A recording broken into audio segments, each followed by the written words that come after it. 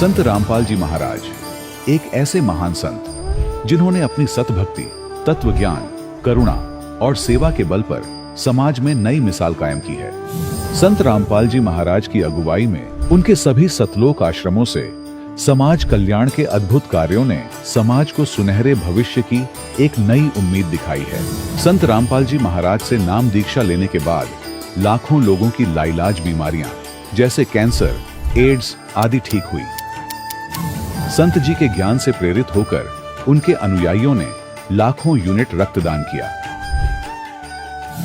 संत जी ने लाखों बहन बेटियों का दहेज मुक्त विवाह करवाया।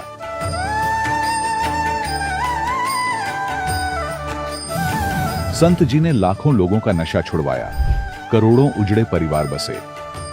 संत जी के आश्रमों में समागम के दौरान निःशुल्क नेत्र चिकित्सा, दंत चिकित्सा प्रदान की जाती है। संत रामपाल जी महाराज द्वारा समय समय पर पर्यावरण संरक्षण के उद्देश्य से बड़े स्तर पर वृक्षारोपण किया जाता है। संत जी ने जरूरतमंदों को तत्काल राहत पहुंचाने के लिए एम्बुलेंस सेवा शुरू की। संत जी अपने अनुयायियों को देहदान के लिए प्रेरित करते हैं, जिससे मानवता की सेवा और चिकित्सा क्षेत्र में सुधार हो सके। संत रामपाल जी महाराज के सभी आश्रमों में हर रोज निःशुल्क भंडारा आयोजित किया जाता है, जहां हर वर्ग, हर जाति और हर धर्म के लोग एक साथ बैठकर भोजन करते हैं।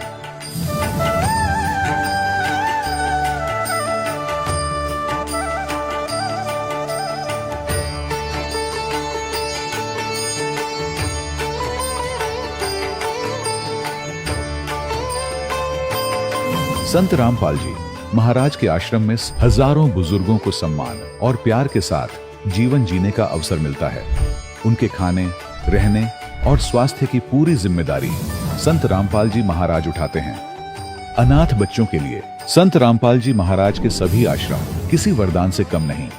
यहाँ उन्हें शिक्षा, संस्कार और भविष्य के लिए बेहतर अवसर प्रदान किए जाते हैं। चाहे बाढ़ हो, भूकंप या महामारी, संत रामपाल जी महाराज और उनके अनुयायी हमेशा ही जरूरतमंदों के लिए सबसे आगे खड़े रहते हैं। कोविड महामारी के दौरान संत रामपाल जी महाराज के आश्रमों से करोड़ों लोगों के लिए भोजन, दवाइयां और जीवन रक्षक सामग्रियां उपलब्ध कराई गई। चाहे गरीब की मदद हो या किसी शोषित और पीड़ित वर्ग के हक और सम्मान की लड़ाई, संत रामपाल जी महाराज ने हमेशा ही उनकी दबी आवाज को सरकारों तक पहुंचाया है और उन्हें उचित न्याय दिलवाने में अहम भूमिका अदा की है। समाज में आध्यात्मिक और सामाजिक मूल्यों के प्रति जागरूकता लाने में संत रामपाल जी महाराज हर कदम पर मानवता के सच्चे सेवक साबित हुए हैं। संत रामपाल जी महाराज का जीवन हमें सिखाता है कि सच्ची सेवा वही है जो निस्वार्थ भाव से की जाए। आइए हम भी इस महान सेवा के कार्य में इस महान संत से जुड़ें और संत रामपाल जी महाराज से नाम दीक्षा लेकर अपने जीवन को धन्य बनाएं।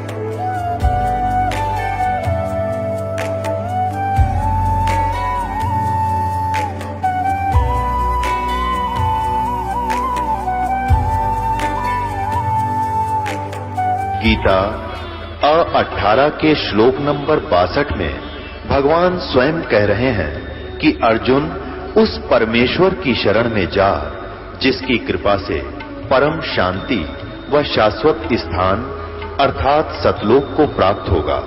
वो परमेश्वर कौन है, कहां है, कैसा है, जानने के लिए कृपया अवश्य सुनिए जगत गुरु तत्वदर्शी संत रामपाल जी महाराज के अमृत वचन। सत साहिब दर्शकों, मनुष्य अपने जीवन में अनेकों भक्ति साधना करता है, पूजा पाठ भी करता है, लेकिन फिर भी उसके जीवन में दुख खत्म होने का नाम ही नहीं लेता। दर्शकों, इसका मुख्य कारण यह है कि आज का मनुष्य शास्त्र विधि को त्याग कर मनमाना आचरण कर रहा है। दर्शकों, ऐसी ही कहानी थी किरण कुमार जी की, जो रायगढ़ छत्तीसगढ़ के रहने वाले हैं।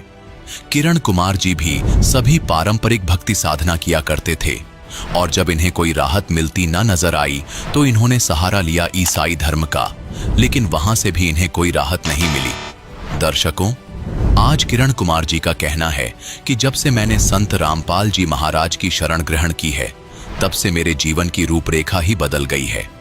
आज वास्तव में मुझे पता चल गया है कि आदि सनातनी भक्ति क्या है, शास्त्रों के अनुसार कौन सी भक्ति साधना है, और उसी साधना को करने की वजह से मेरी जिंदगी बदल गई है। दर्शकों, आइए जानते हैं इसके पीछे की सच्चाई क्या है। सुनते हैं किरण कुमार जी की कहानी, उन्हीं की जुबानी। नमस्कार सर। सर नमस्कार। सर क्या नाम है आपका? मेरा नाम किरण कुमार वारे है। किरण कुमार जी, आप कहाँ से हैं? मैं रायगढ़ छत्तीसगढ़ का निवासी हूँ। किरण कुमार जी, संत रामपाल जी महाराज जी से नाम उपदेश आपने कब लिया? मैं 6 नवंबर 2014 को नाम दीक्षा लिया। सर, संत रामपाल जी महाराज जी से नाम उपदेश लेने से पहले आप क्या भक्ति साधना करते थे? मैं यीशु मसीह का भक्ति करता था और मेरे बड़े भाई जो यीशु मसीह की भक्ति करते थे, उनका डेथ होने के बाद में मैं कबीरपंथी से नाम दीक्षा लिया था। सर, जैसा कि आपने बताया कि आप पहले ईसाई धर्म से संबंधित भक्ति साधना करते थे, फिर आप कबीर पंथ से जुड़े। इसके बावजूद भी आपने एक कबीर पंथ को छोड़कर दूसरे कबीरपंथी संत रामपाल जी महाराज जी से नाम उपदेश लिया। इसका क्या कारण रहा? सर, मेरा 2013 में मेरा तबीयत खराब हो गया। मेरे रीढ़ की हड्डी में नस दब गया, L5, L4, L6 में, और मेरे एक साइटिका प्रॉब्लम आ गया। तो मेरे संबंधी भाई हैं, वो संत रामपाल जी महाराज से नाम दीक्षा लिए थे। वो मैं जब हॉस्पिटल में भर्ती था तो मेरे साथ में गए थे और वो मंत्र का जाप करते थे। तो मैं पूछा कि क्या कर रहे हैं आप करके, तो बताया कि मैं संत रामपाल महाराज से मैं नाम दीक्षा लिया हूँ, उन्हीं का मंत्र जाप कर रहा हूँ, आप भी नाम दीक्षा लीजिए, आपका तबीयत ठीक हो जाएगा करके। तो मैं उनको नहीं माना और मैं नाम दीक्षा नहीं लिया। तो बोले कि वो मेरे को मेमोरी दिए 2005 का सत्संग का। तो मैं उस मेमोरी के सत्संग को सुना और उस शब्द को सुन के, संत रामपाल जी महाराज का नाम, उसके शब्दों को, आवाज़ को सुन के मेरा तबीयत में सुधार आना चालू हो गया और मैं संत रामपाल जी महाराज से नाम दीक्षा लेके अभी स्वस्थ हूँ। अभी मैं एक दिन में 200-300 सीढ़ी चढ़ जाता हूँ। मेरी ड्यूटी है, मैं प्राइवेट में जॉब करता हूँ, मैं इलेक्ट्रिकल इंजीनियर हूँ। तो मेरे को फील्ड में घूमना पड़ता है, तो मैं उतना 300-250 सीढ़ी चढ़ लेता हूँ और 20-20 किलो का 2-2 बाल्टी उठा के मैं पानी लेके चल लेता हूँ। पहले तो मैं बेड में आ गया था, बिस्तर में आ गया था, मैं चल नहीं पा रहा था। सर, संत रामपाल जी महाराज जी से नाम उपदेश आपने कहाँ से लिया? संत रामपाल जी महाराज जी का आश्रम से नाम दीक्षा लिया हूँ। संत रामपाल जी महाराज जी से नाम उपदेश लेने के बाद क्या आपको कोई लाभ भी प्राप्त हुए? सर, मेरे को तो शारीरिक लाभ, मैं बोला जो साइटिका प्रॉब्लम था वो ठीक हो गया। सर, मैं बालाजी हॉस्पिटल रायपुर में दिखाया, मेरे पास अभी MRI भी है, एक्सरे भी है, और मैं ये 5 साल से उससे परेशान था। जब मैं ड्यूटी से आता था तो बहुत तकलीफ़ होता था। मेरे मिसेस डेली मेरे पैर को, मेरे पीठ को मालिश करती थी, तब मैं सो पाता था। दिन में 3 घंटा 4 घंटा ही सो पाता था। और मेरा शरीर दुबला पतला हो गया था और शरीर में आराम नहीं था। बहुत ही तकलीफ में मैं ड्यूटी कर पाता था। मेरे पारिवारिक स्थिति बहुत ही ख़राब थी भगत जी। मैं संत रामपाल जी महाराज से नाम दीक्षा लिया। उनकी वाणी को जो सुन के, उनके शब्द को सुन के मेरे शरीर में रोंगटा खड़ा हो जाता था, वाइब्रेशन टाइप का होता था। उससे धीरे धीरे मेरे शरीर में बहुत इम्प्रूवमेंट हुआ, बहुत सुधार आया, बहुत ही स्वस्थ हूँ अभी। पहले तो मैं 45 किलो का हो गया था, अभी मेरा 67 किलो वजन है। और उसके बाद में मेरा स्टोन का हो गया, मेरे किडनी में स्टोन 4.1 mm का हो गया। तो डॉक्टर से मैं सोनोग्राफी कराया तो बोले 4.1 mm है। फिर वो बोले 1 महीना आप दवाई खाओ, फिर उसके बाद में ठीक हो जाएगा। तो मैं बोला मैं तो मालिक का भक्ति करता हूँ। तो फिर मैं मालिक के पास में प्रार्थना लिखवाया, तो बोले ठीक हो जाएगा बेटा, ऐसा कुछ नहीं है करके। फिर अभी मैं नॉर्मल हूँ, मेरा पथरी नहीं है। ये मेरा गांठ हो गया था मेरे बगल में, वो 32 mm और 16 mm का था। तो ये मेरा मेडिकल रिपोर्ट है। मैं सोनोग्राफी करवाया था डॉक्टर आलोक केडिया के रायगढ़ में, वो मेरा ये प्रमाण पत्र है। हाँ, ये मेरे सोनोग्राफी का रिपोर्ट है। तो किडनी में स्टोन हो गया था 4.6 mm का, उसका रिपोर्ट है। अभी मैं संत रामपाल जी महाराज से प्रार्थना लिखवाई तो बोले बेटा दवाई खाने की ज़रूरत नहीं पड़ेगा, मालिक के ऊपर में भरोसा रखो।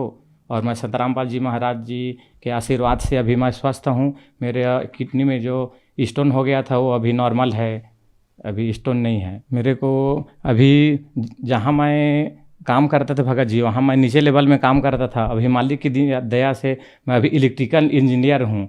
मैं अभी BS स्पंज रायगढ़ में काम करता हूँ। मेरे अंडर में अभी 30 लड़के काम करते हैं। संत रामपाल जी महाराज की दया से मेरा पेमेंट डबल हो गया मालिक के शरण में। जब मैं रायगढ़ आया था तो मेरे पास में कुछ नहीं था। अभी मालिक के संत रामपाल जी महाराज जी के दया से अभी मेरे जगह दो जगह मेरे ज़मीन है और मैं आपका खुद के घर में रहता हूँ। मेरे पास में कुछ नहीं था। मेरे पास में मैं दो ठो बाइक लिया हूँ अपने खुद के कमाई से। मैं कुछ नहीं, खाली हाथ आया था। मैं ज़मीन में सोता था, जब यहाँ आया रायगढ़ में तो ज़मीन में सोता था। तो संत रामपाल जी महाराज की दया से अभी मैं बहुत अच्छा हूँ।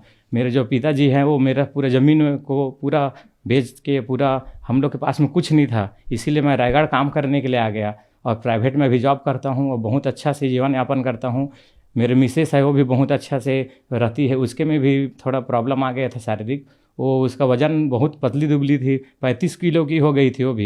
वो भी मैं संत रामपाल जी महाराज जी के नाम दीक्षा ली है और बहुत स्वस्थ है। मेरे दो बच्चे हैं। एक बच्चे के में तो प्रॉब्लम आ गया था, वो अच्छा से बोल नहीं पाता था, एकदम सूख के पतला दुबला हो गया था। वो भी स्वस्थ है संत रामपाल जी महाराज की कृपा से। अभी मेरे दोनों बच्चे फ्री में पढ़ाई करते हैं। सर, संत रामपाल जी महाराज जी से नाम उपदेश लेने के बाद आपको बहुत सारे लाभ प्राप्त हुए हैं। तो जो दर्शक आज आपको टीवी पर देख रहे हैं वो भी संत रामपाल जी महाराज जी से नाम उपदेश लेना चाहते हैं तो कैसे ले सकते हैं?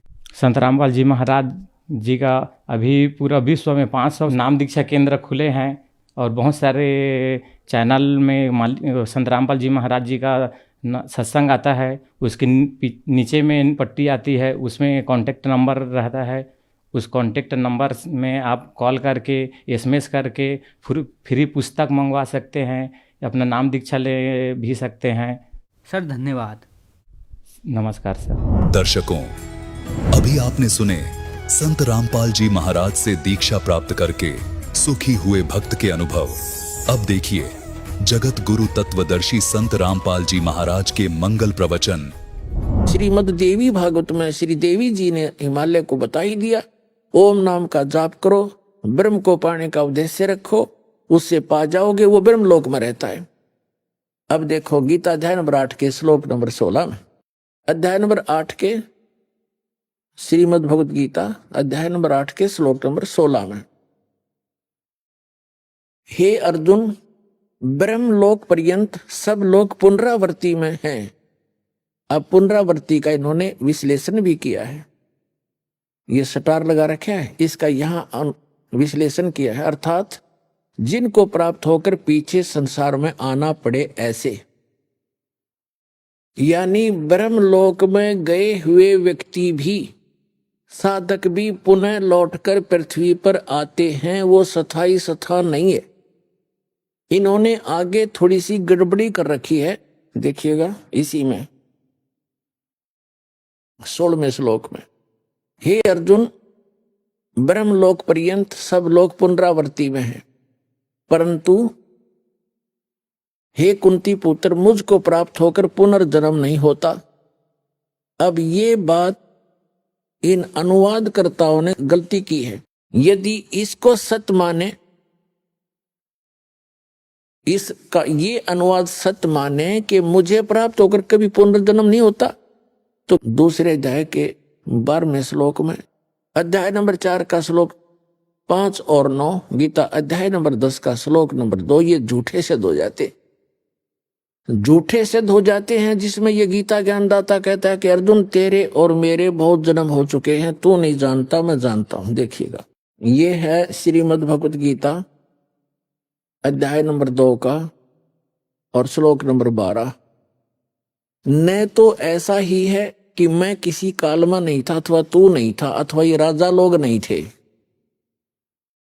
और न ही ऐसा है कि इससे आगे हम सब नहीं रहेंगे, यानी तेरा मेरा और सब इनका जन्म मृत्यु पहले भी हुआ है, आगे भी होगा। और चौथे अध्याय के 5 और 9 में तो कंसेप्ट क्लियर कर रखे हैं। देखिए अध्याय नंबर 4 का और श्लोक नंबर यहां पर है, ये 5 नंबर यहां से शुरू होता है। बहुनानी में विपतानी विततानी जन्मानी तव च अर्जुन तानी अहम वेद सर्वाणी न तोम वेद थ परंतम। इसका अर्थ यहां पर है, हे परंतम अर्जुन, मेरे और तेरे बहुत से जन्म हो चुके हैं, उन सबको तू नहीं जानता, मैं जानता हूं। ठीक है। अब फिर 9वें में देखो, 9वें श्लोक में, मेरे जन्म और कर्म दिव्य हैं, अलौकिक है। ठीक है, जन्म तो है, इससे सिद्ध है कि इस गीता ज्ञानदाता की जन्म मृत्यु है। और आगे देखो 10वें अध्याय के दूसरे श्लोक में ये स्वयं स्वीकार करता है कि मेरी उत्पत्ति को ये देवता लोग नहीं जानते। ये देखिए, ये 10वां अध्याय है श्रीमद् भगवद गीता का। इसका मंत्र, ये 2 मंत्र यहीं पर है। मेरी उत्पत्ति को, प्रभव माने उत्पत्ति को, यह लीला से प्रकट थी, अपने आप कह रहे, मेरी उत्पत्ति को न देवता लोग जानते हैं और न महर्षि जन जानते हैं, क्योंकि मैं सब प्रकार से देवताओं का और महर्षियों का आदि कारण हूं। अब यहां विचलित हो जाते हैं ये लोग, ये जान पढ़कर इसको कि जो मुझको अजन्मा अनादि और लोकों का महान ईश्वर तत्व से जानते हैं, वह मनुष्यों में ज्ञानवान पुरुष संपूर्ण पापों से मुक्त हो जाते। इसमें इसका कहने का भाव ये है कि मैं जैसा अजन्मा हूं, किस प्रकार का हूं, किसा हूं, कैसा हूं, क्या मेरी स्थिति है, जो तत्वदर्शी संत इस बात से परिचित हैं वो यहां से पीछा छुड़वा जाते हैं, उनका सारे पाप कट जाते हैं। इसका भाव ये कहने का। अब ये कैसा जन्मा है, कैसा वो बताएंगे, लेकिन अब जो कंसेप्ट हम क्लियर कर रहे हैं उससे ये सिद्ध हो गया कि ये थी गीता अध्याय नंबर 8 के श्लोक नंबर 16 का जो अगला हिस्सा हम लें, इन्होंने अनुवाद किया है, वो फिट नहीं बैठता, उसका अनुवाद सही नहीं है। देखिएगा अध्याय नंबर 8 का और श्रीमद् भगवद गीता का 16वां श्लोक है, हे अर्जुन, ब्रह्मलोक पर्यंत सब लोग पुनरावर्ती में, ये बिल्कुल सही है। फिर यहां कहा कि परंतु एक कुंती पुत्र मुझको प्राप्त होकर पुनर्जन्म नहीं होता। अब यहां पढ़ेंगे हम। अब देखो, विद्यते माने नहीं होता, न विद्यते। अब यहां पढ़िए, आ ब्रह्म भुवनाथ, यानी ब्रह्मलोक तक सभी भवन, सभी लोका पुनरावर्ती में अर्जुन। फिर ये बताता है कि माम उपेते तू कौनते पुनर्जन्म। इसका अर्थ ये बनता है कि मुझे प्राप्त होकर भी अर्जुन पुनर्जन्म है, जो ये नहीं जानते। विद माने केवल है, नहीं होता। विद धातु से विद्यते बना है, विद माने जानना भी होता है। जो ये नहीं जानते कि ब्रह्मलोक में गए हुए प्राणी भी पुनरावर्ती में हैं, वो मुझे प्राप्त होकर भी उनका पुनर्जन्म है अर्जुन। मुझे प्राप्त होकर भी उनका पुनर्जन्म अर्जुन न विदते, जो इस बात को नहीं जानते कि ब्रह्मलोक तक भी सभी प्राणी पुनरावर्ती में हैं, वो मुझे प्राप्त होकर भी उनका पुनर्जन्म है अर्जुन, जो इस बात से परिचित नहीं है, जो नहीं जानते, जिनको ये ज्ञान नहीं तो फिर ये वो 3 श्लोक झूठे सिद्ध हो जाते हैं, ये अनुवाद गलत है। अब जो प्रसंग चल रहा है, अब ये तो कहा कि ओम नाम है इसका, और ब्रह्मलोक में गए हुए प्राणी भी पुनर्जन्म होते, इसका खुद भी जन्म मृत्यु होता है। इसलिए गीता अध्याय नंबर 15 के श्लोक नंबर 16 में इसको सरपुरुष का है। सर माने नासवान, पुरुष माने ब्रह्म, प्रभु, स्वामी, ये नासवान है। और इसके अंतर्गत जितने प्राणी हैं, चाहे ब्रह्मा विष्णु महेश, जितने भी सब नासवान है, और इसकी खुद भी जन्म मृत्यु होती है। इसके कर्म और जन्म कैसे अलौकिक है। अब जो प्रसंग क्लियर करने जा रहा है दास कि ये ब्रह्म केवल 21 ब्रह्मांड का स्वामी है, 21 ब्रह्मांड का, और ये स्वयं नासवान है। ब्रह्मांड आपको दिखा दिए, देखिएगा, ये एक ब्रह्मांड है, ये एक ब्रह्मांड है ये सारा। इस ब्रह्मांड के अंदर एक ऐसा गुप्त स्थान है जहां परमेश्वर अन्य रूप धारण करके कबीर जी रहते हैं, जिसके विषय में इन ब्रह्मा विष्णु महेश और काल और दुर्गा को भी मालूम नहीं है। ये ऐसा गुप्त स्थान है, ऐसे ये सारा एक ब्रह्मांड है।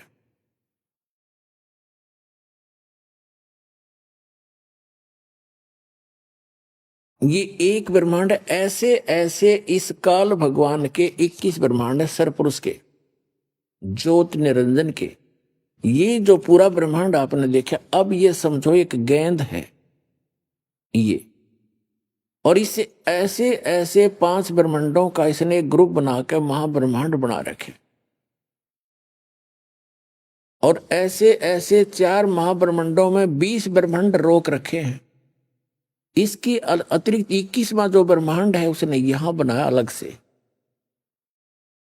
ये वैसे समझाने के लिए, लिखने के लिए स्थान लेना पड़ा, नहीं तो ये इसी आकार के है, समझो सारा ही ऐसा आकार है इसका। और यहां ये 11वां द्वार है, ये 11वां द्वार है जो 21 ब्रह्मांड से पार कराएगा,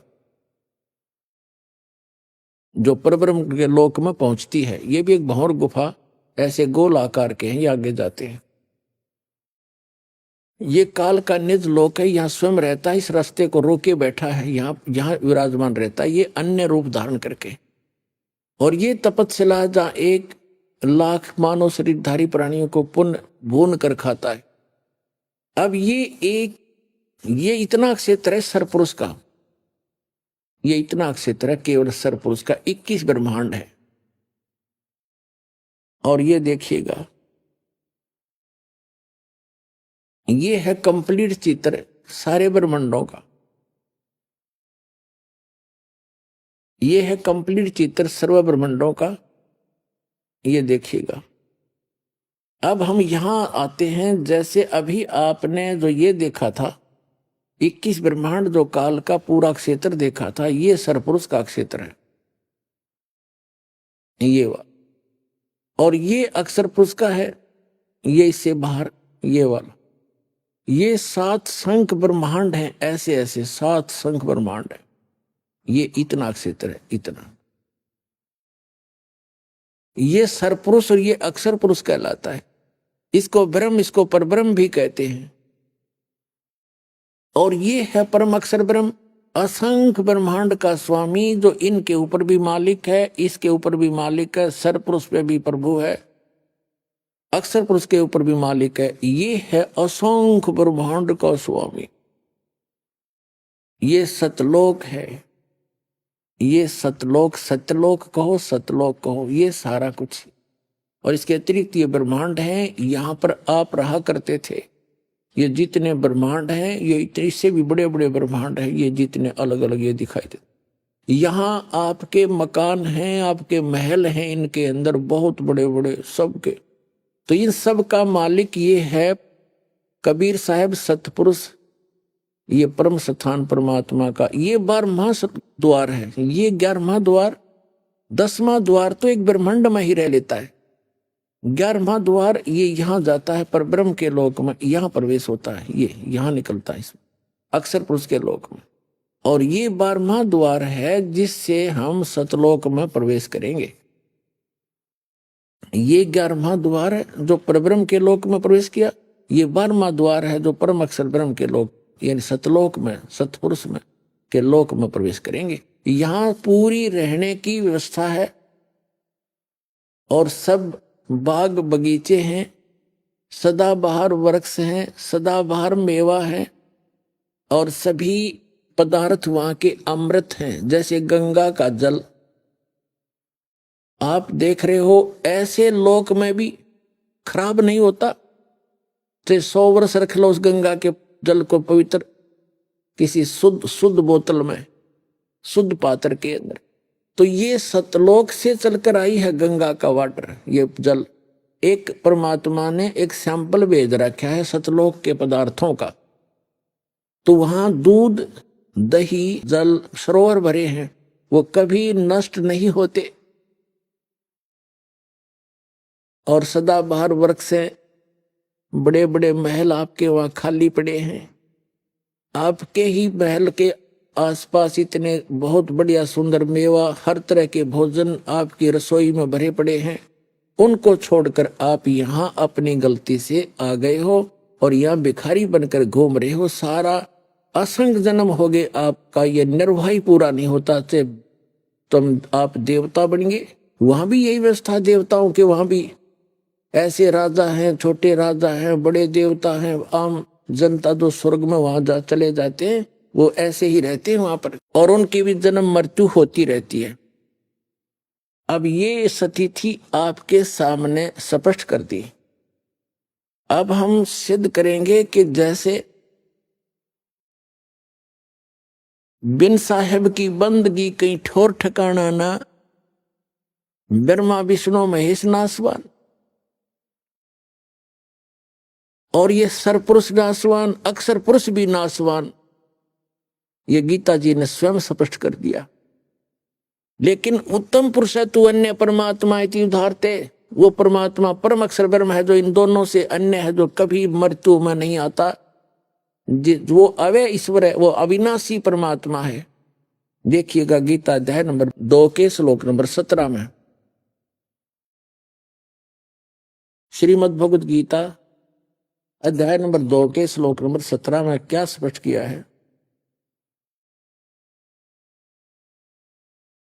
गीता अध्याय नंबर 2 के श्लोक 12 में इसने स्वयं स्पष्ट कर ही दिया कि अर्जुन तेरे और मेरे बहुत जन्म हो चुके हैं। इसमें स्पष्ट कर दिया कि न तो ऐसा है कि मैं किसी काल में नहीं था अथवा तू नहीं था, ये राजा लोग नहीं थे, और ऐसा ही नहीं है कि हम आगे ना रहेंगे। और चौथे अध्याय के 5 और 9 में भी स्पष्ट कर दिया इसने, गीता ज्ञानदाता ने, कि अर्जुन तेरे और मेरे बहुत जन्म हो चुके हैं, तू नहीं जानता मैं जानता हूं।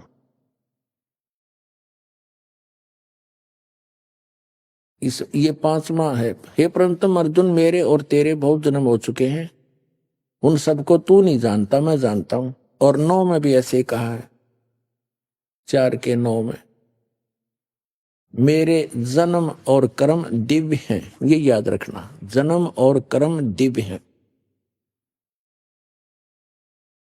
अध्याय नंबर 2 के श्लोक नंबर 17 में किसी अन्य परमात्मा के विषय में कहा है श्रीमद् भगवद गीता के, इसमें कहा है कि अब नाश रहित तो उसको जान जिससे ये संपूर्ण जगत व्याप्त है, इस अविनाशी का विनाश करने में कोई भी समर्थ नहीं है।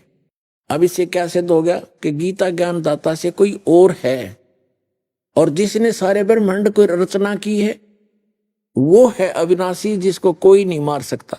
अब श्रीमद् भगवद गीता अध्याय नंबर 15 के श्लोक नंबर 1 से 4 का सारांश है कि उल्टा लटका हुआ संसार रूपी वृक्ष है, ऊर्ध्व मूलम अधः शाखम अश्वत्थम प्राहु अव्यम छंदासी ये स पर्णानि ये तम वेद स वेदवित।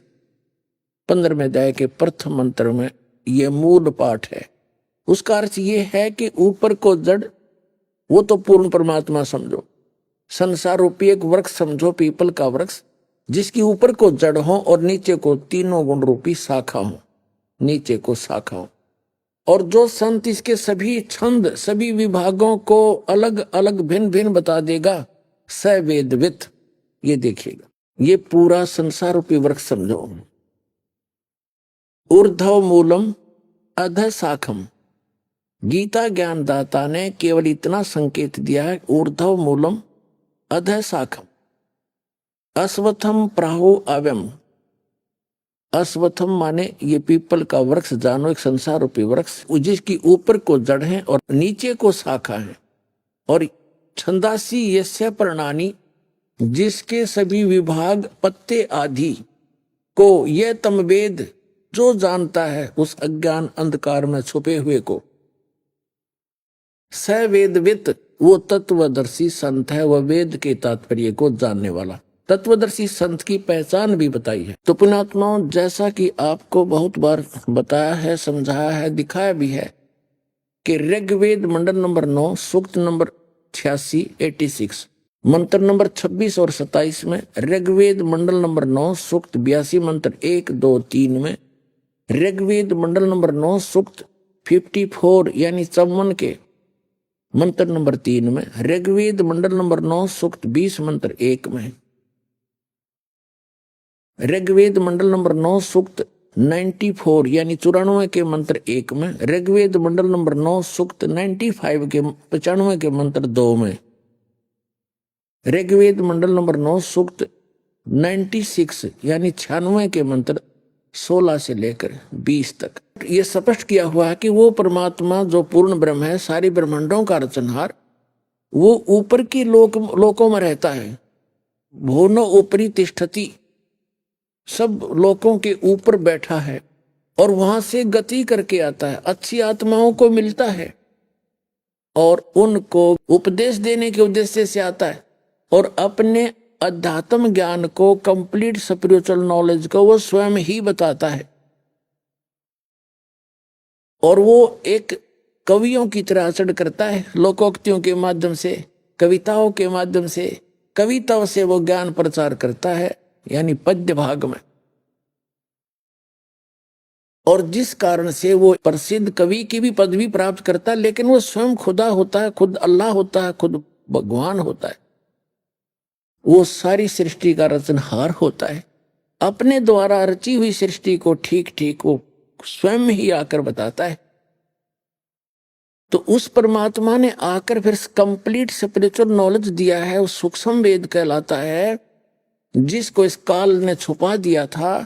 उसमें भगवान ने स्वयं बताया है कि कबीर अक्षर पुरुष एक पेड़ है और सरपुरुष वा की डार, ज्योत निरंजन कहो, काल कहो, सरपुरुष कहो, ब्रह्म कहो, सर ब्रह्म कहो, सरपुरुष वा की डार और तीनों देवा शाखा हैं ये पात रूप संसार।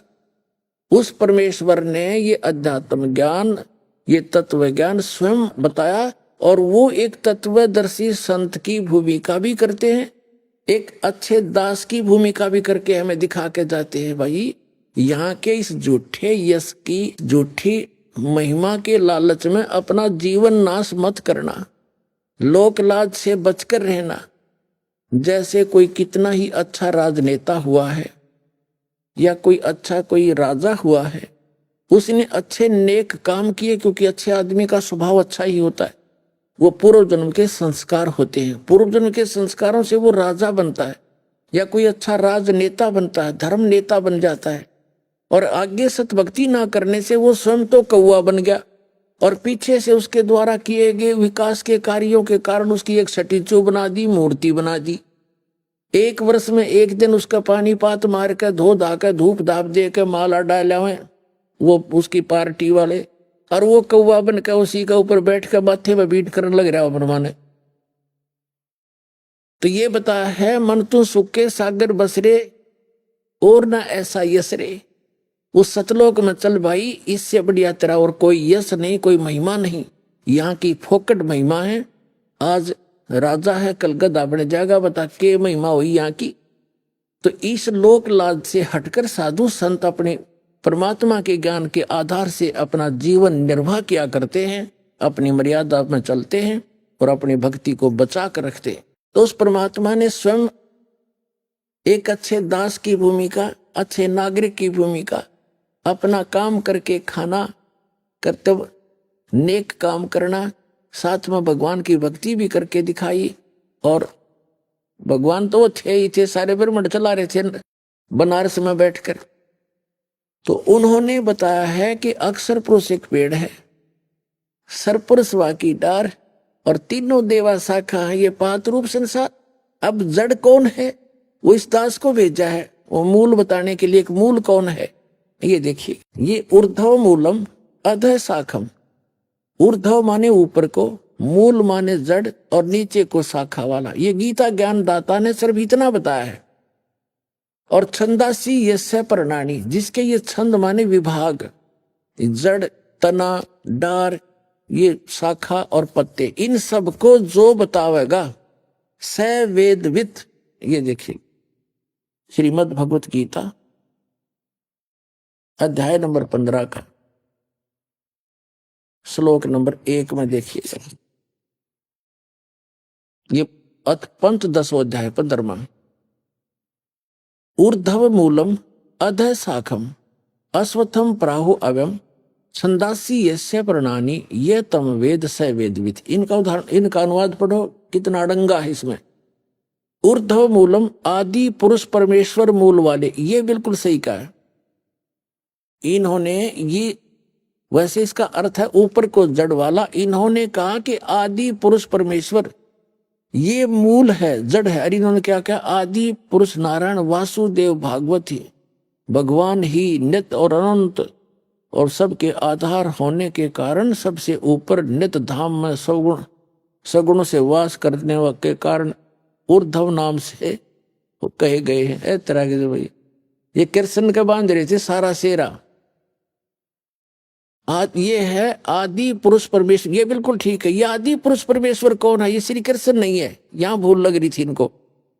ये श्री कृष्ण जी को मान रहे थे कि ये आदि पुरुष परमेश्वर है, नहीं, यहां गलती लगी हुई थी, पूरे विश्व के लगी हुई थी।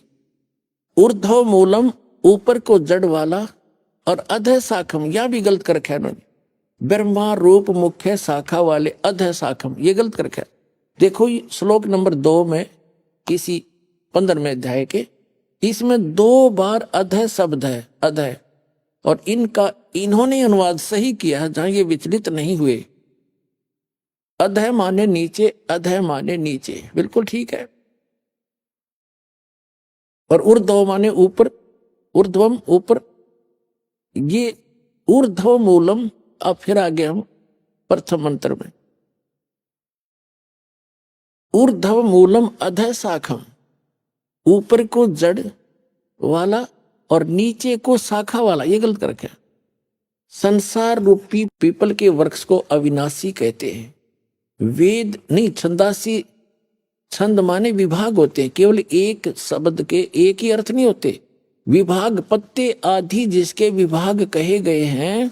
और यह उस संसार वृक्ष को जो पुरुष मूल सहित यानी जड़ से लेकर पत्तों तक तत्व से जानता है, स वेदवित, वह वेद के तात्पर्य को जानने वाला है, अर्थात वो तत्वदर्शी संत है। इससे हमने इतना सिद्ध करना था कि जो इस संसार रूपी वृक्ष के सभी विभागों को जड़ से लेकर पत्तों तक जानता है, स वेदवित, वो तत्वदर्शी संत है। अब परमात्मा ने बताया है अक्षर पुरुष एक पेड़ है और वो मूल जड़ गुप्त है। देखिएगा परमात्मा ने यहां से प्रारंभ किया है क्योंकि वो स्वयं थे जड़, वो मूल थे सारे संसार के। अब अक्षर पुरुष एक पेड़ है, ये अक्षर पुरुष है, ये सर पुरुष है। अक्षर पुरुष ये तना समझो, उसकी एक मोटी डार निकली, वो सर पुरुष यानी ब्रह्म समझो। और तीनों देवा ब्रह्म के 3 पुत्र हैं, आगे ये 3 शाखा हैं, रजगुण ब्रह्मा, सतगुण विष्णु, तमगुण शिव जी, और पातरू संसार। अब ये जड़ कौन है? ये दास बताएगा। ये परम अक्षर ब्रह्म है, सारी सृष्टि के रचनहार पूर्ण ब्रह्म परमेश्वर है, ये देखिएगा। अब ये राज खुलेगा आपके सामने। ये कबीर देव है, अनंत कोट ब्रह्मांड का एक रति नहीं भार, और ये सतगुरु पुरुष कबीर हैं, कुल के सर्जनहार।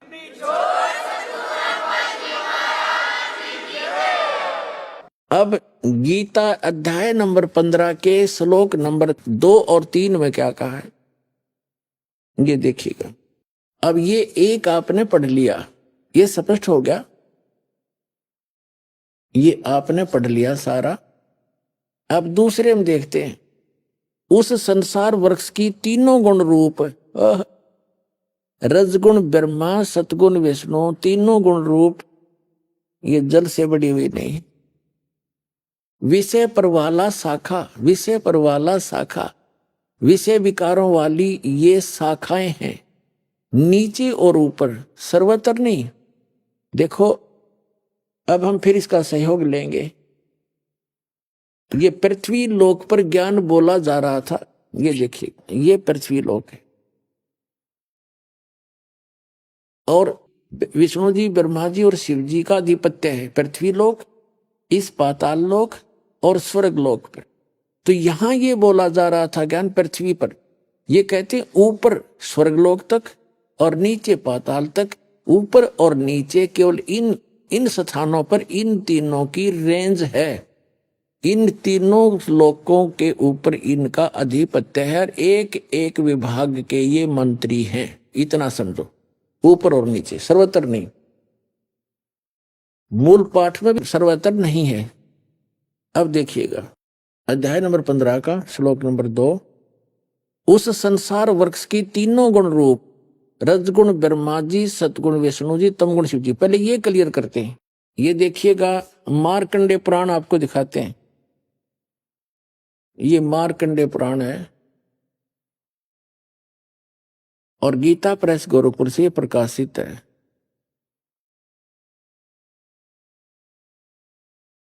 ये गीता प्रेस गोरखपुर से प्रकाशित है। ये यहाँ का इनका चित्र है। अब आपको हम 123 पृष्ठ पर ले चलते हैं। इसके 123 पृष्ठ पे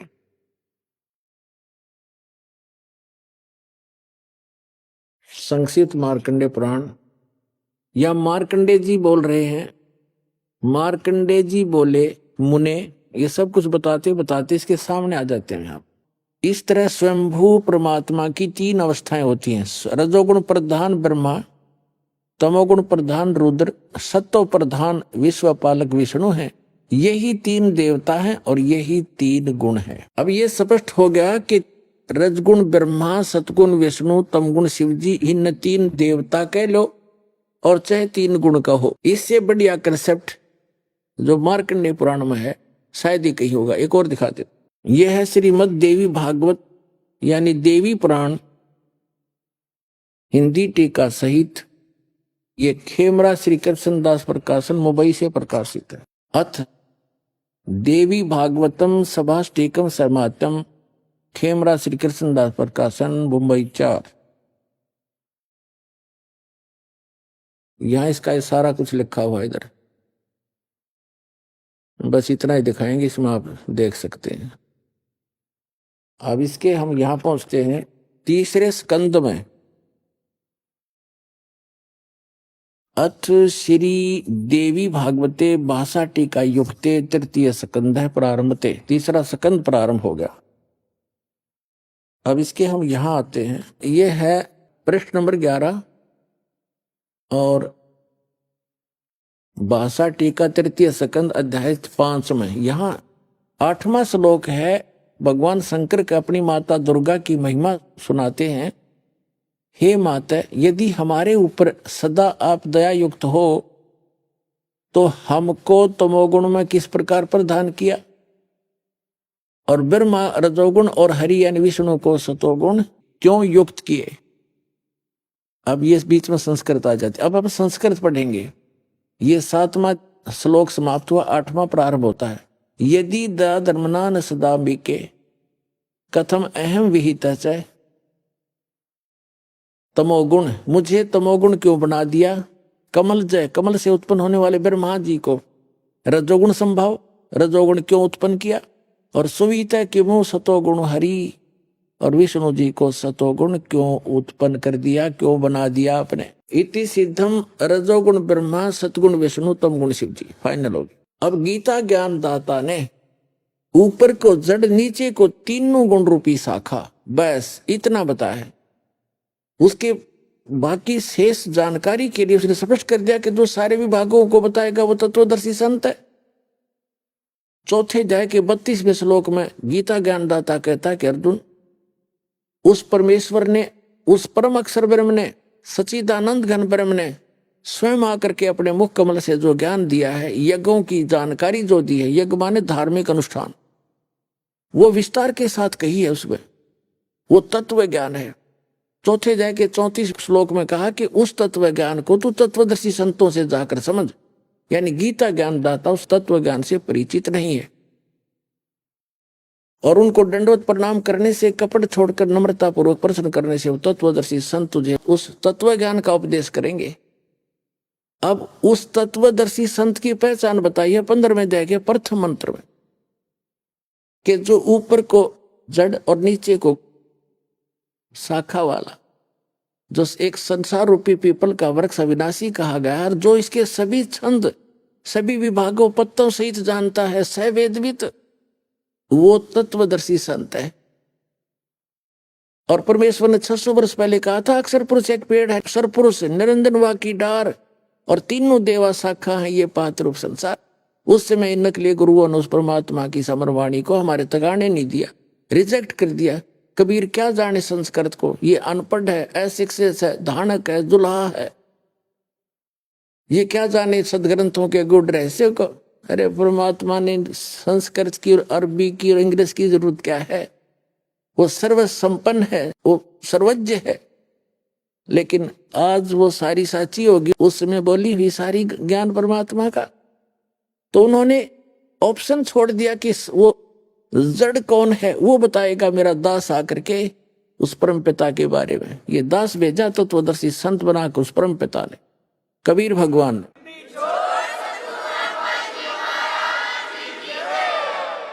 अब इसमें क्या बताया है 15वें अध्याय का, अब हम पढ़ेंगे दूसरा श्लोक।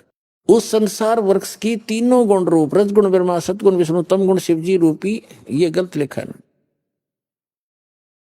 ये विषय पर वाला शाखा, ये विषय विकार रूपी ये शाखा समझो। तीनों गुण तो शाखा है, ऊपर और नीचे, सर्वत्र नहीं, ऊर्ध अध माने नीचे, ऊर्ध्व माने ऊपर, ऊपर और नीचे फैली हुई है बस। और मनुष्य लोक में, इस पृथ्वी पर कर्मों के अनुसार बांधने वाली ये अहमता ममता वासना रूपी जड़ है। ये भी इसके मुख्य कारण है, क्योंकि ब्रह्मा विष्णु महेश ही हमें कर्मों के आधार से यहाँ रोक के रखते हैं इस काल के आदेश से। ये इसके मंत्री हैं, एक एक विभाग के मंत्री, इनकी ड्यूटी ला रखी है। रजोगुण विभाग के ब्रह्मा जी, उसके अंदर से एक ऐसी प्रेरणा, ऐसी वासना निकल रही है, उसके अंदर से ऐसी तरंगे निकल रही है, जैसे मिर्च होती है, मिर्च, और मिर्च का छोंक लगाया जाता है किचन में, और स्थूल वस्तु साकार वस्तु तो रसोई में, और उससे निकल कर वो तरंगे, उसकी जो वासना, उसका गुण अफेक्ट कर रहा है, और 3 कमरों में अलग से सब छीकम छीक हो जाते हैं। तो मूल वस्तु रसोई में, उसका गुण ने जाकर कहाँ असर कर दिया, जीव के बस का नहीं, उन छीकों ने रोक ले। तो ऐसे ही तीनों भगवान ऊपर रहते हैं अपनी अपनी राजधानियों में, उनसे निकल रही है रेज आप जी पृथ्वी लोक, पाताल लोक और स्वर्ग लोक के प्राणियों को प्रभावित कर रही है। इनके बस की बात नहीं। इन विषय वासनाओं, ममता, जैसे ब्रह्मा जी के कारण संतानों उत्पत्ति की प्रेरणा, यह विषय वासना इतनी प्रभावित कर रखी है प्रत्येक प्राणी के अंदर, अपने आप संतानों उत्पत्ति करते हैं।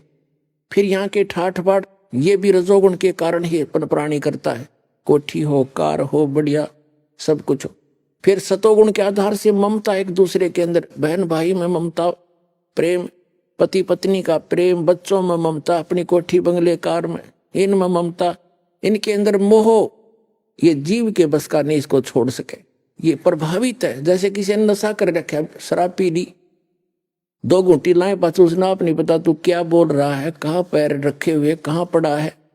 तो ऐसा नशा है आपके ऊपर। और इन परमात्मा की इस भक्ति से, सत साधना से आपको ये एंटीबायोटिक का काम करेंगी, आपका नशा उतरेगा, इन तीनों गुणों का असर बिल्कुल कम होता चला जाएगा।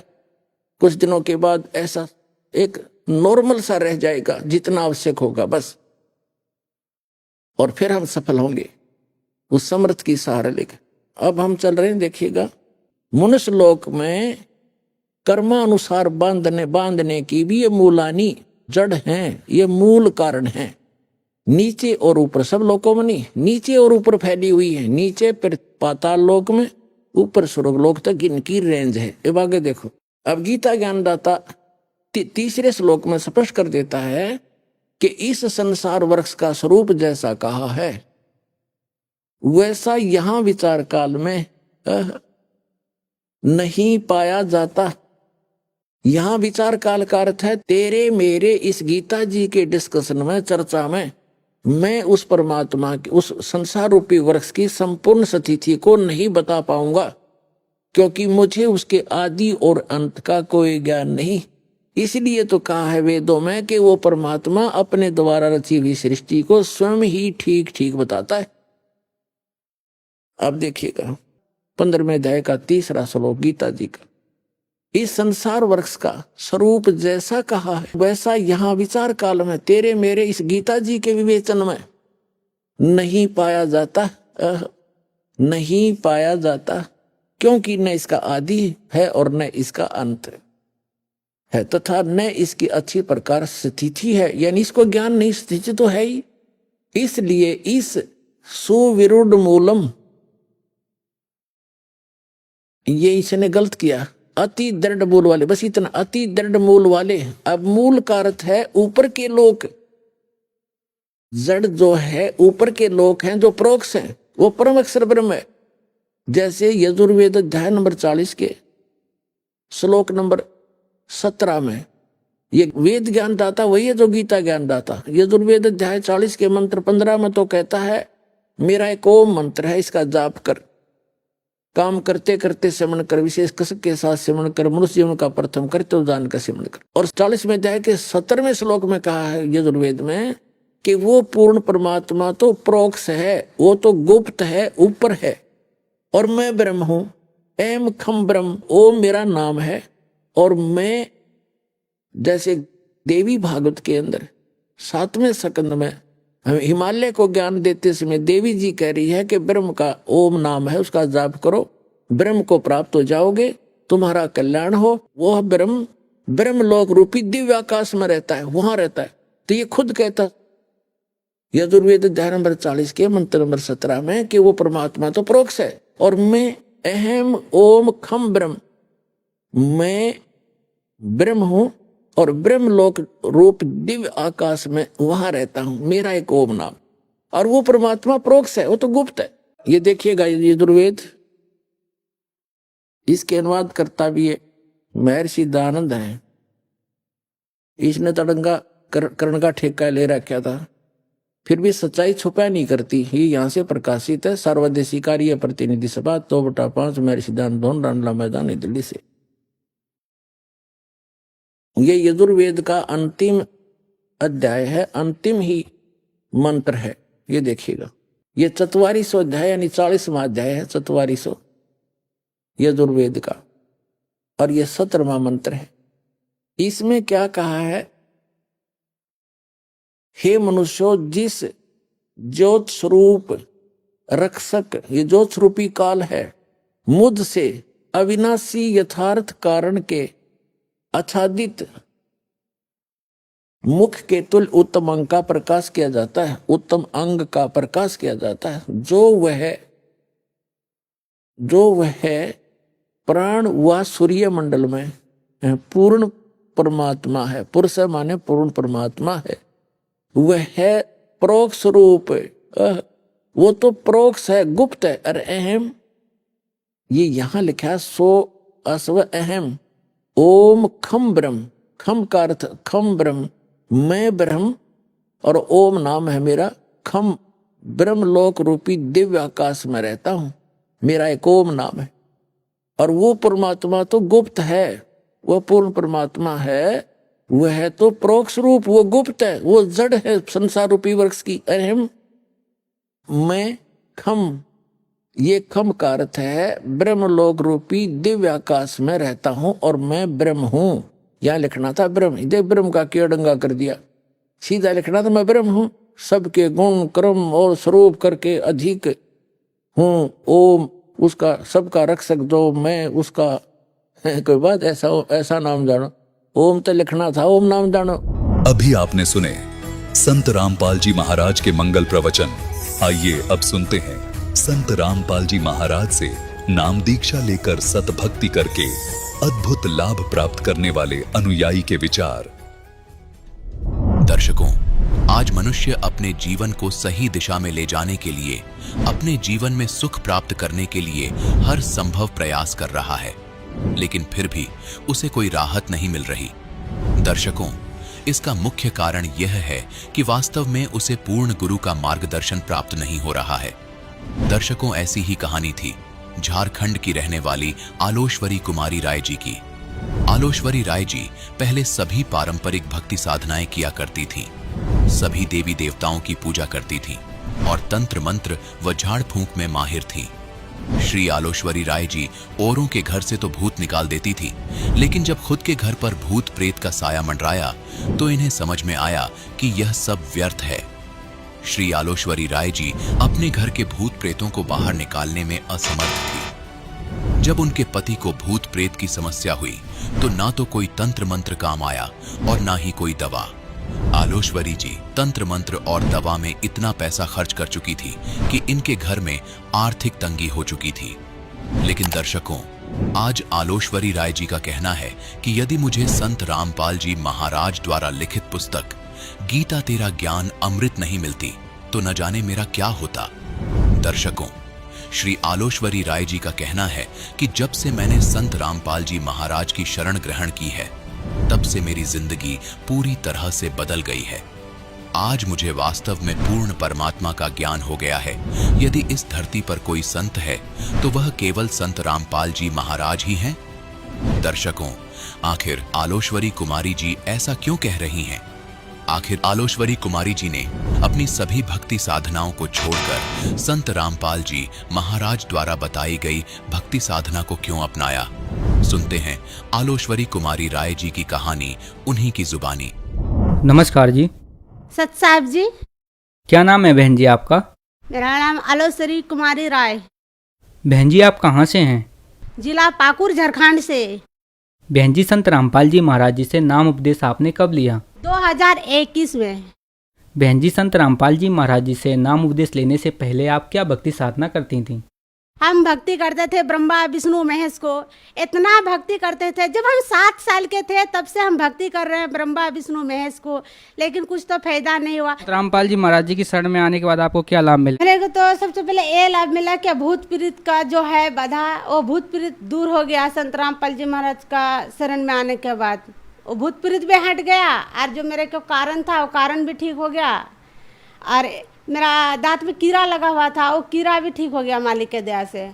झाड़ फूक भी करवाए, दवाई भी करवाए, लेकिन नहीं ठीक हो पा रहा था। लेकिन परमात्मा के शरण में आने के बाद वो भी ठीक हो गया मालिक के दया से।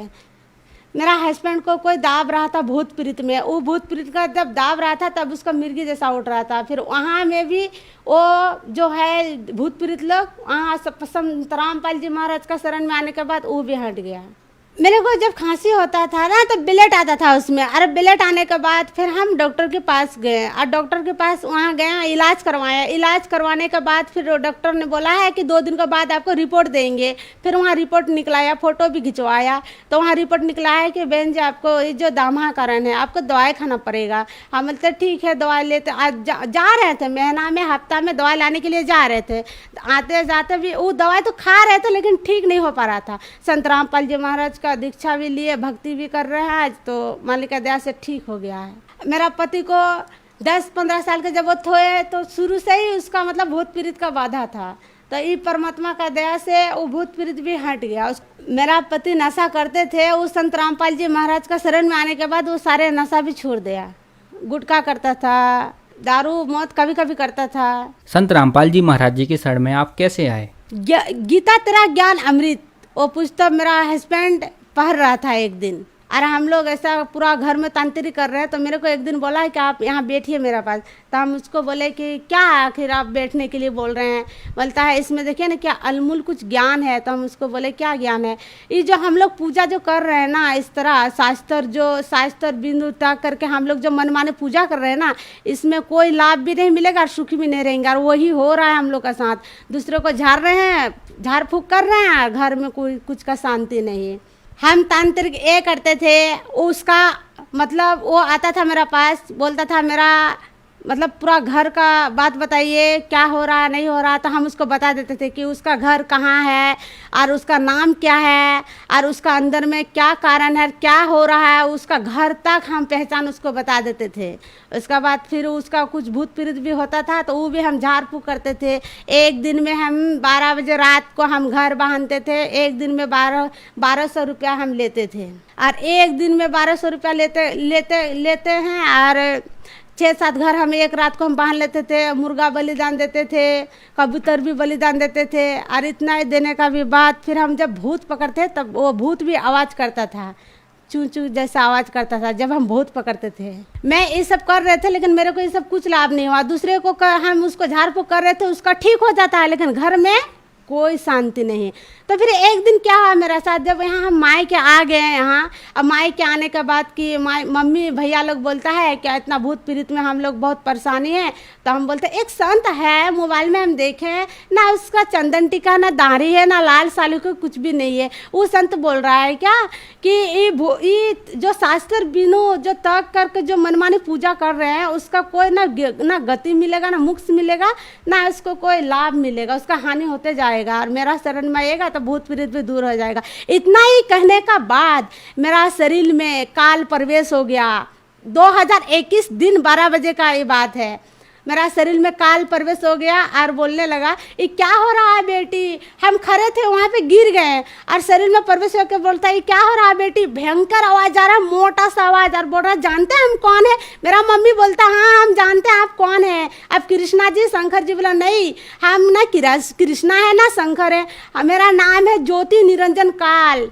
जो पूछता है उसको भी खाते हैं, जो नहीं पूछता है उसको भी खाते हैं। एक इष्ट ब्रह्मांड मेरा है, मेरा मर्जी मैं जे करूँ। इस तरह वो बोला ज्योति निरंजन कार मेरा शरीर में प्रवेश होकर। और इतना ही कहने के बाद फिर वहीं में मेरा भैया को पैर पकड़ लिया, बोलता है बच्चा मेरे को माफ़ कर दो आप। तो मेरा भैया बोलता आप काहे रोते हैं। बोलते कोई साधु संत आया हमको मार रहा तीर धनुष से, बोलता है यहाँ से भागो, इसलिए हमको बचाओ। पैर पकड़ने लगा, यहीं से इतना ही से वो शरीर से हट गया। जब मेरा शरीर में आया था वो काल निरंजन, तब हम दीक्षा नहीं लिए थे, 2021 का बात है। दिन 12 बजे को काल प्रवेश हुआ था मेरा घर में। तो फिर हम सत्संग सुनने लगे। हम पूजा पाठ छोड़ करके हम बोलते पहले हम सत्संग सुनेंगे, आखिर सच्चा है क्या, आखिर भगवान है क्या, आखिर क्या है जो हम लोग इतना पूजा पाठ भी करके कुछ फायदा नहीं, लाभ नहीं, सुख नहीं मिल रहा है, गति और होते जा रहा है, क्या बात है। आखिर हम विचार करिए रहे थे और इसका बात करते करते फिर हमें मालिक का ही बोलने लगे कि हे भगवान अगर आपका दया है तो किसी हालत में अगर भगवान मिल जाएगा तो और अच्छा बात है। इतना है फिर सोचते सत्संग सुनते सुनते एक दिन यही मिल गया, यही सत्संग जो मेरा शरीर में काल भगवान परमेश्वर को बोला था, वही सत्संग आ गया कि काल जो ज्योति निरंजन काल है उसका दुनिया है, उसका मर्जी है, ये सबको नहीं छाड़ता है, जितना सबको नाश करने वाला है। फिर हम सत्संग सुने और सत्संग सुन के फिर हम नाम दीक्षा ले लिए। केंदुआ बिशनपुर में साहिबगंज जिला में सेंटर है वहाँ। संत रामपाल जी महाराज जी से नाम उपदेश लेने के बाद आपको बहुत सारे लाभ मिले, तो संत रामपाल जी महाराज जी से नाम उपदेश कैसे लिया जा सकता है। और जो टीवी चैनल में जो नीचे जो पीले पट्टी जो आती है ना उसमें नंबर है, वो उसमें अपना नंबर लेके कांटेक्ट करके फ़ोन करके आप ले सकते हैं नाम दीक्षा और अपना कल्याण कर सकते हैं। धन्यवाद जी। सत्साई।